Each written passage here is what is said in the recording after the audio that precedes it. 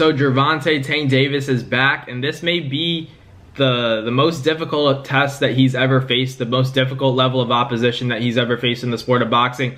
Up till today, I don't really know, Tank's biggest opposition, because you could argue Leo Santa Cruz in terms of resume, in terms of what he's done in the sport of boxing, but also you guys got to remember that he brought Leo Santa Cruz up in weight.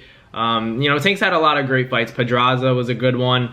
Barrios was a good one. Isaac Cruz was a good one. Obviously, Ryan Garcia. What Ryan was able to do, get that win over Devin, if it's not overturned. Tank's definitely accomplished a lot in the sport, but this might be the toughest test, because for the first time I can, comfortably say and confidently say that this fight against Frank Martin, you're facing somebody that has just as good of footwork as you do for the first time, at least, in terms of opponents that I can recall. The speed, I still think, is on the level of Tank. I think that Tank has the speed advantage, but ultimately I think Frank Martin's right there. He's behind him, but he's right there. I think that disparity in the speed and the timing in favor of Tank is what's going to make the difference in the fight. This fight could very well go to a decision, despite what people are saying, that Frank looks scared in the press conference. Watching the press conference, I kind of saw that Frank does, he has that calm and cool demeanor about him, but at the same time, I was a little shocked by, that high level of respect that he was giving to Tank. I kind of didn't even want to see that, but I think Frank Martin's just like that. He's cool like that. He's a composed individual. He's not tripping or stressing about anything. The press conference between Tank and Frank Martin was very entertaining. Gervonta Davis had a lot to say. You could argue there were even some low blows, headed at Tank, at Frank Martin in terms of, who he rides with and stuff like that. So it was just a very entertaining press conference for sure. I think Gervonta Davis is just really interested in entertaining the fans and kind of stirring up drama, trying to get into his opponent's head and beat them before they even get into the ring. I think he's taken a page out of Ryan Garcia's book, what he was able to do to Devin Haney. When you're acting so sporadically, you're unpredictable, and you have no filter, you're just saying crazy things that kind of make your opponent, second guess himself and kind of bewilder them. I think that there is a level of, psychological warfare that, Tank is learning about in the sport of boxing, and he's getting really good at it, because it seems like every time he does a face-off, every time he does a press conference, that his opponents seem to, almost look scared and afraid of him, like they're kind of shook. But Frank Martin was very cool. He was composed in there, but ultimately I still think he gave him a little bit too much respect, to the point where Tank is saying, all right, this guy's no different than any of my other opponents. But, we heard Frank Martin saying things like, I'm not one of them, referring to, all of Tank's past opponents that he's beaten. Obviously, Tank being an undefeated fighter, no fighter has really been able to compete with him, except you could argue Isaac Cruz. All of his fights are honestly competitive until they're not. And when I say that, I mean, with Tank's style, you're inevitably gonna bag 3, maybe 4 rounds, especially the first 3 or 4. But it's all about when Tank actually starts to turn up the heat. Do you run out of the kitchen screaming, or are you staying in that heat? But Frank Martin's one of those guys, I think, with a good team, with Derek James behind him, having Ryan Garcia kind of in his ear, telling him, what he saw with his own eyes. I think that, Frank has everything it takes to pull off a win, but do I think he does it? I can't comfortably say that Frank Martin beats Tank, because just what I've seen, I think, the Michelle Rivera, I think that was the most shocking fight to me, in terms of who Frank Martin has faced in the past, just because I thought that was going to be a more competitive fight than it was, but Frank just kind of big broed him. And I think that Frank Martin, he's good, he's fast, he's strong.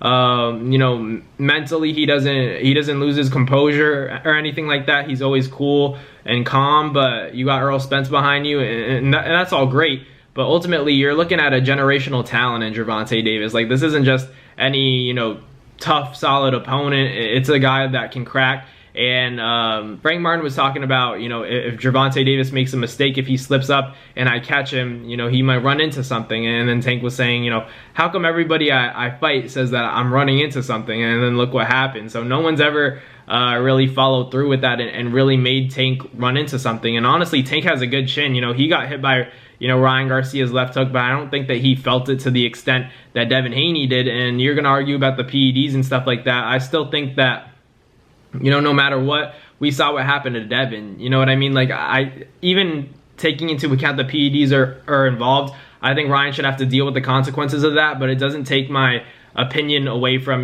Devin Haney in future fights. I still think if he gets cracked in the right spot from a guy like Tank, it's going to be a lot of trouble for him. And that's just the way it is. That, it may not be fair to Devin to judge him off a performance-enhanced drug impacting, his loss to Ryan Garcia, but I still saw him be vulnerable for the first time. And when you kind of see it and you believe it, it can be achieved. So I think against, big punchers like Teofimo Lopez, guys like Tank, they can really hurt Devin. But going back to Frank Martin and Tank, that presser was good. That was entertaining. That's why you miss guys like Tank in the sport of boxing when they're so inactive for so long. Like, we haven't seen Tank in a year, and to see him back doing his thing, around the camera, answering all the questions, being flamboyant, showing his personality, and trying to play these mental games with his opponents. I really like that stuff. I feel like there's no one that really gets me hype about boxing the way Tank does, because when Tank's fighting, he's gonna put on a show for you guys and all the fans of the sport of boxing. So Tank is another one of those fighters that's really good for the sport because he's unpredictable. He's gone through a lot, like he mentioned in the press conference. He went to jail, having to deal with problems inside the ring, outside of the ring. So when it comes to that, he even said it in the press conference. Tank said that he has a lot of frustration and anger to take out, and unfortunately, Frank Martin has to be that next opponent that's probably going to absorb all that punishment. As good as Frank Martin is, as much as I think he's going to make it a competitive fight, I think Tank should be able to stop him. If it goes to the decision or goes to scorecards, I wouldn't be too surprised, but I do think that, Frank Martin gets hit a little bit too much for my liking. So I think despite everything, Tank's been through a lot, man. I know how he is.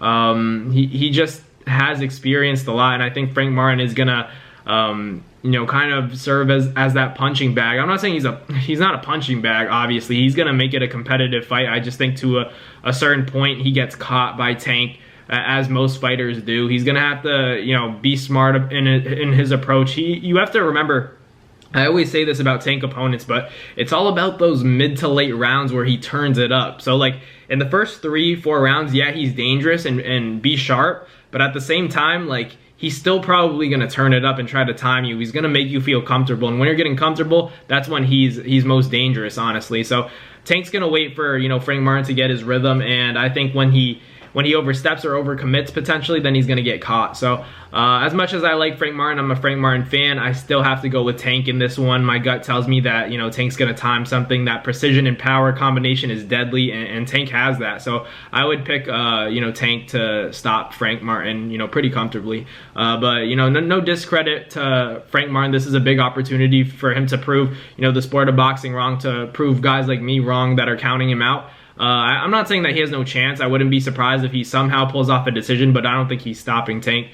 There was that sparring between him and Tank, and I have an idea of what happened just because I have my ear to a lot of sources in the sport of boxing. But it seems like Frank had some success as well. So we'll see what happens. I don't want to spill too much, but they have history. They've been in the ring with each other before. Earl Spence is kind of in a tough position because him and Tank used to be friends, and now he has to kind of promote against Gervonta Tank Davis because he obviously has his own fighter in Frank Martin. And Frank Martin has, like I said before, Frank Martin has every tool that he needs to really pull this off. I don't see any reason that he can't, aside the fact that there's just levels and talent in the sport of boxing, and it showed. We saw that with Canelo and Munguia. Munguia is a good fighter, but he just didn't have anything that Canelo couldn't handle. In the same way, I don't think that Frank Martin will have anything that Tank can't handle. Like I said, the footwork is going to be the key because most fighters don't have footwork even close to Tank, but I think Frank Martin probably has the same skills when it comes to the footwork. So I'm curious to see how that plays out. I think that's going to make a big difference in the fight. But the main difference and the main reason that I'm picking Tank Davis to win is because that power and precision combination is what I expect Tank to use to really get Frank Martin out of there and make him make a mistake. So I got to go with Tank against Frank Martin, but let me know in the comments who you guys got. Frank Martin versus Tank Davis. You know, that's going to be a great fight. I believe it's June 15th, so it's going to be a great fight. Tune in for that one. We'll be doing a lot of lead up for that, so, you know, stay tuned for that. Thank you guys for watching. Like, comment, and subscribe, and I'll catch you guys on the next one. Peace. That's going to do it for another Naz Fight Media video, guys. Thank you guys so much for watching. It's been your boy, Matt Nabong, with another video. Hope you guys enjoyed it all. Thank you guys for the constant support. Salute to y'all always. It's been your boy.